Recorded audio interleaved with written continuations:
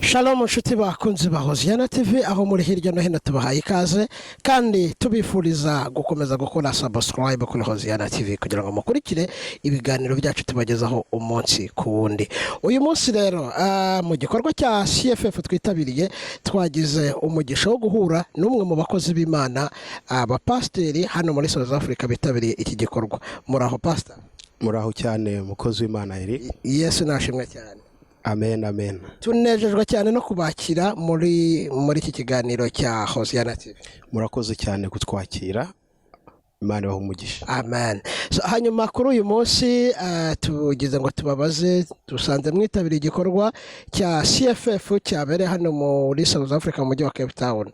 Iki gikorwa mwitabiriye ese mwakibonye mute nk'umushumba mwabaye muri pastors meeting ndetse mukabona mu kindi gikorwa cyahuriyemo n'abantu bavuye hirya no hino muri South Africa. Ni gute mwabonye iki gikorwa?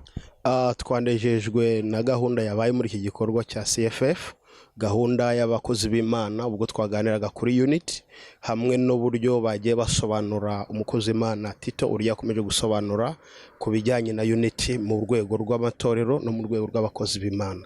Byatunejeje cyane kandi ni ibintu byari bikenewe in this community. Thank you very much. Murakoze cyane. Hanyuma wenda pastor wenda ku hari abantu benshi bakuzi turabizi neza ku izina ryanyu ryabaye ubukombe muri hirya no hino muri community, ariko turagira ngo noneho nk'umukozi w'Imana ari ngiye kukuvuga ariko nibutse yuko mu mavuta yanyu atatwemerera kubavuga. Turagira ngo wenda mufate umwanya wo kwibwira abantu. Turabizi ko muri abashumba b'itorero God's Honor Ministries rikora hano muri South Africa, ariko turagira ngo noneho mwibwira abantu bazakurikira iki kiganiro mubabwire naho muri gukorera umurimo w'Imana. Amazina yanjye nitwa Jonas. Tukaba no mu pastor muri God's Honor Ministry, tukaba dukora umurimo w'Imana Maitland. So tukaba tugira amateraniro buri ku cyumweru saa 8 no dutangira. So nkaba nani inviting umuntu wese ukurikiye kuba yajya aza kutureba. Turimo dukora umurimo w'Imana ku rwego ruhambaye. So kubijyanye n'ibindi ndumva kristo n'umenyekaye cyane nge ntago menyekaye cyane. Hanyuma pastor wenda tugarutse hano ku gikorwa cya CFF mwari muvuze ku kintu cy'ubumwe, ese nk'abashumba iki gikorwa cy'ubumwe gihurira he n'ijambo ry'Imana? Niki bifasha abantu kuba bashobora gukorera mu bumwe? Mu buzima busanzwe Bibiliya ivuga ko Yesu mbere yuko ajya mu ijuru isengesho yasengera abigishwa baravuze ngo ndabasengera kugira ngo mube united, mube umwe. So nuko igihe cyose abantu bari umwe bashobora kwachivinga many things. So niyo mpamvu rero ikigaragaza hano hari umwuka w'Imana, unity must be there. Kubera ko umwuka w'Imana uzana abantu together.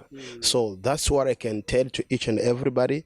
Umwuka wera iyo amaze kugera mu rusengero ukagera mu bakozi b'Imana, there must be unity. Thank you very much. Abantu bakunze God's Honor Ministries mubereye abayobozi, ni hehe bashobora kubabona? Umuntu yifuza kuganira namwe by'umwihariko nk'abakozi b'Imana mukora hano muri South Africa yabasanga hehe?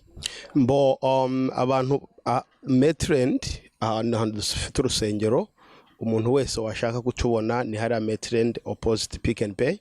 So kandi dufite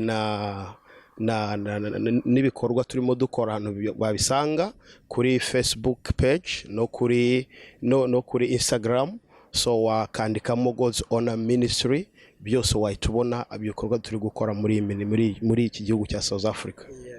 Hanyuma wenda pastor tugana ku musozo, ni irihe jambo riri ku mutima wanyu muri aka kanya mwumva mwabwira abakunzi banyu babakurikirana hirya no hino mu migabane itandukanye igize isi muri shobora kugira icyo ribafasha ku mpera z'umwaka? Ijambo ryonyine nabwira abantu badukurikiranye b'inshuti zacu kandi b'inshuti z'Imana za Kristo nuko turi mu gihe cya nyuma kandi twitegura kugira urukundo hagati muri twe nk'uko God's Honor Ministry Foundation yacu it's love.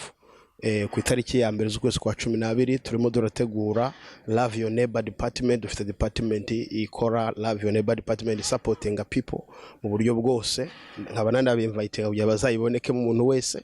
So ariko ikintu cyonyine nababwira nuko love ni kimwe mu bintu nabyo byadufasha kugira unity.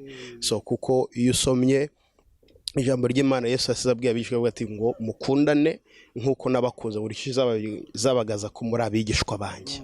So I wish ko icyo kintu cyagera ku muntu wese, umunyarwanda wese ukurikirana iyi video, iyi TV, kugira ngo abashe gukunda mwene se nkuko yikunda.